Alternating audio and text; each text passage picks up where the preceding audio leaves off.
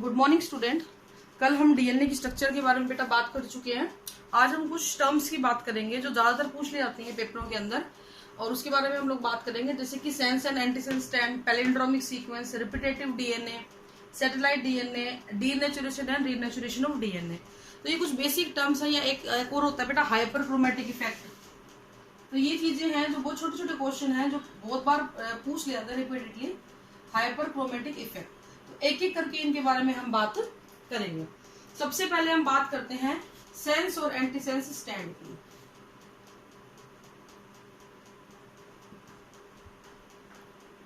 या फिर इसको हम लोग बोल देते हैं coding and non coding stand, या फिर टेम्पलेट स्टैंड, या फिर प्लस और माइनस स्टैंड। तो इस तरीके के वर्ड हम लोग यहाँ पे यूज कर लेते हैं। डीएनए आपको पता है एक डबल स्ट्रक्चर हेलिकल स्ट्रक्चर होती है, दो उसमें हेलिक्स होते हैं। इस तरीके की स्ट्रक्चर ये होती है।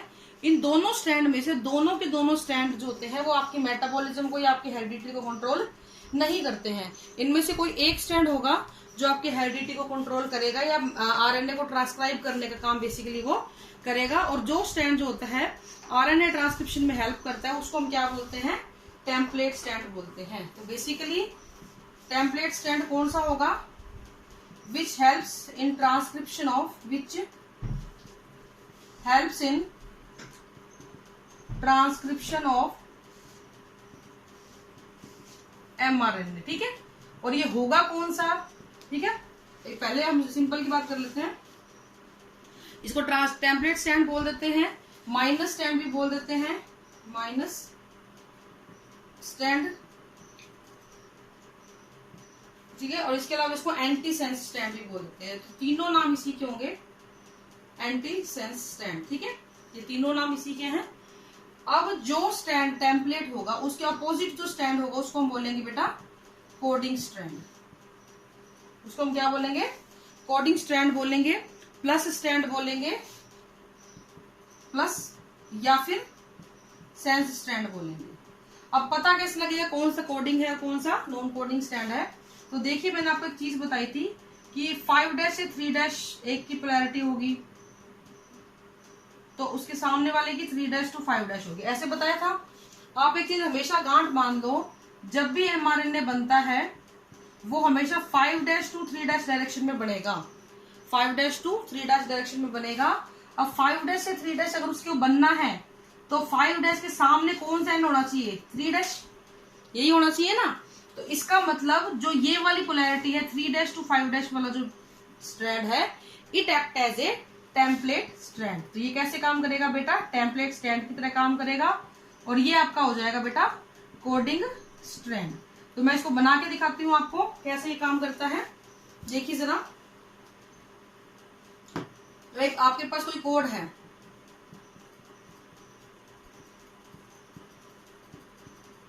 ठीक है। इस तरीके से कोई रैंडम कोड मैंने ये ले लिया, इसकी पोलैरिटी 5', यहाँ पे 3'। अब आपको ये बात पता है कि अगर ये 5' हो तो यहाँ पे कौन सा एंड होगा, 3' होगा। ये 3' हो तो इसके सामने कौन सा एंड होगा, 5' होगा। अब जी के आगे क्या जुड़ता है, सी, ए से क्या जुड़ता है, टी, ए से क्या जुड़ता है, टी, टी से क्या जुड़ता है, ए, जी, सी, ए, सॉरी, टी, टी और ई, बन गया। तो ये आपका एक डीएनए डुप्लेक्स बन गया। अब मैं बोलूंगी कि इसका आप मुझे एमआरएनए ट्रांसक्राइब करो, तो सबसे पहले आपको ये पता होना चाहिए हमें स्टैंड कौन सा यूज करना है, ऊपर वाला करना है या नीचे वाला करना है।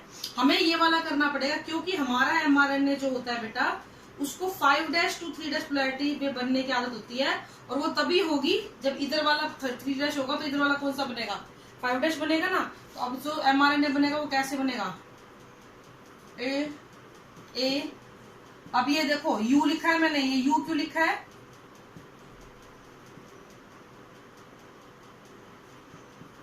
ये यू क्यों लिखा है भाई, ये इसलिए लिखा है बेटा क्योंकि आरएनए में थियामिन की जगह क्या होता है बेटा, यूरेसिल प्रेजेंट होता है।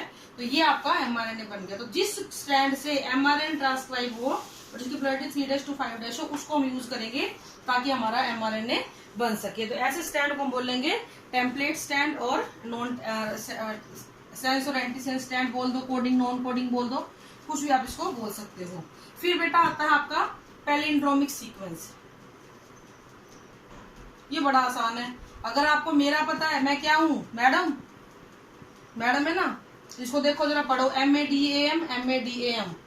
हाँ जी, अपने नितिन सर का नाम पता है आपको, नितिन NITIN, इधर से पढ़ो तो भी नितिन, इधर से पढ़ो तो भी नितिन। बिल्कुल ऐसे ही एक वर्ड होता है मलयालम, थोड़ा लंबा वर्ड है इसलिए इसको रहने दो, ये छोटे छोटे वर्ड आपको पढ़ने में आसान है। तो ऐसे DNA डुप्लेक्स के स्टैंड जिसमें आप फॉरवर्ड पढ़ो और बैकवर्ड पढ़ो, दोनों तरफ से आपको क्या होगा, सेम पढ़ा जाएगा। ऐसे सीक्वेंस को हम लोग क्या बोलते हैं, पैलिंड्रोमिक सीक्वेंस से बोलते हैं। ये कुछ ऐसे एरियाज होते हैं DNA के जहां पे न्यूक्लियोटाइड बैकवर्ड और फॉरवर्ड दोनों डायरेक्शन में सेम पढ़ा जाएगा। इसके लिए एक ट्रिक मैंने बनाई हुई है, इकोलाई का एक स्टैंड है। वैसे तो बोलने में तो घटक, हम लोग उसको ट्रिक से बोल देते हैं, थोड़ा याद रहता है बच्चे को, GAATTC घटक, है ना। तो इसको आप कोड करो, C A के साथ TAG,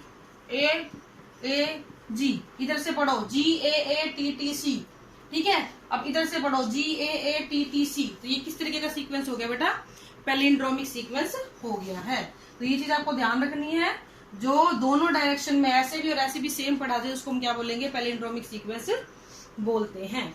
नेक्स्ट आता है बेटा आपका रिपीटेटिव DNA। रिपीटेटिव नाम से ही पता लग रहा है, जब कोई पर्टिकुलर बेस पेयर जो होते हैं वो अपने आप को रिपीट करने लग जाए। एक ऐसा DNA जिसमें multiple copies of identical sequence of nitrogen base होते हैं, तो मल्टीपल कॉपीज हो जाती हैं, multiple copies of identical sequence of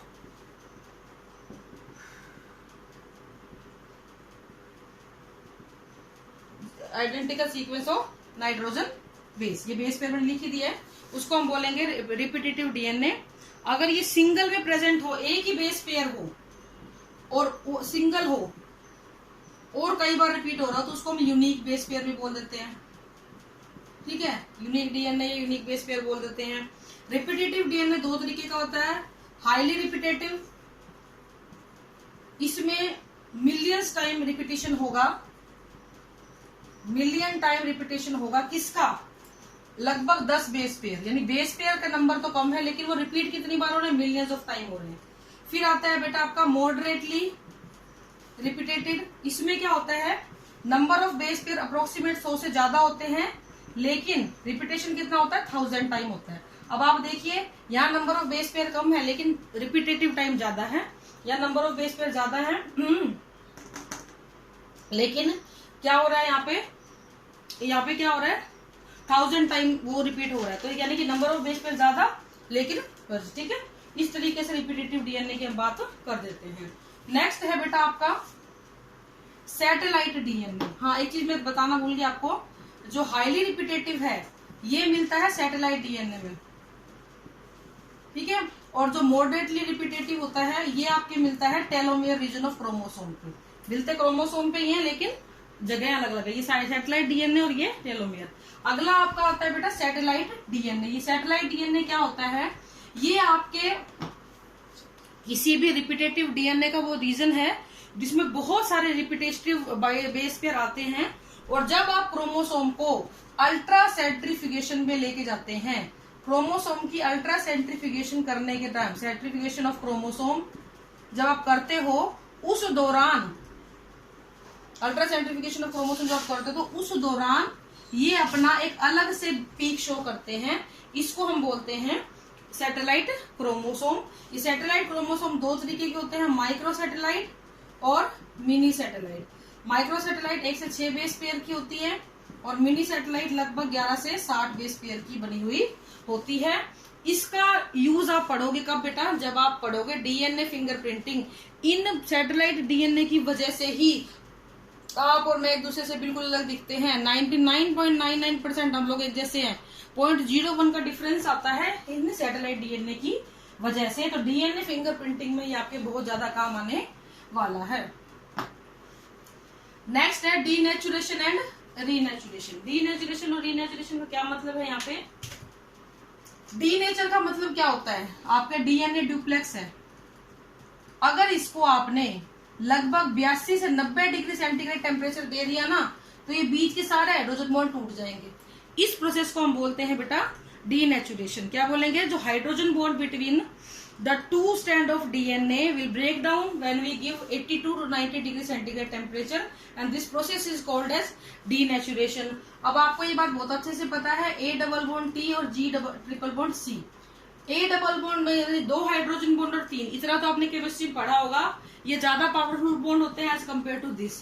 तो जो रीजन में AT ज्यादा होगा वहां पे लो मेल्टिंग पॉइंट होगा,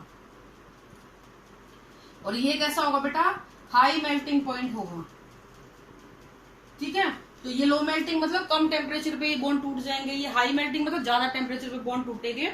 तो ऐसी चीजों को हम क्या बोलते हैं बेटा? डीनेचुरेशन। अगर ये टेम्परेचर हाथों हाथ कम कर दिया जाए, लगभग 60 डिग्री सेंटीग्रेड के आसपास कर दिया जाए, तो ये बॉन्ड दोबारा बनने शुरू हो जाते हैं। ये बॉन्ड क्या हो जाएंगे? दोबारा बन जाएंगे। इसको हम बोलते हैं एनीलिंग या फिर रीनेचुरेशन, दोबारा से अपने आप को बना लेना। रीनेचुरेशन और डीनेचुरेशन, इस तरीके से आपका जो है प्रोसेस कंप्लीट होता है। अब यहीं पे एक बड़ी इंपॉर्टेंट चीज आती है कि जो डीनेचर्ड डीएनए होता है, यानी जब दोनों स्ट्रैंड अलग अलग होते हैं, उस दौरान वो जो रीजन होता है जहां पे ये बॉन्ड टूटे हुए हैं, वहां पे मैक्सिमम लाइट को एब्जॉर्ब किया जाता है। ठीक है, मैक्सिमम लाइट एनर्जी को अब्जॉर्ब किया जाएगा, और यही चीज जो है हमें बताती है, ये हेल्प करती है बताने में कि डीएनए सिंगल स्ट्रैंडेड है या डीएनए डबल स्ट्रैंडेड है। अगर डीएनए जो होता है एब्जॉर्प्शन ऑफ लाइट एनर्जी ज्यादा कर रहा है, इसका मतलब वो सिंगल स्ट्रैंडेड है, उनके बीच के बॉन्ड टूटे हुए हैं।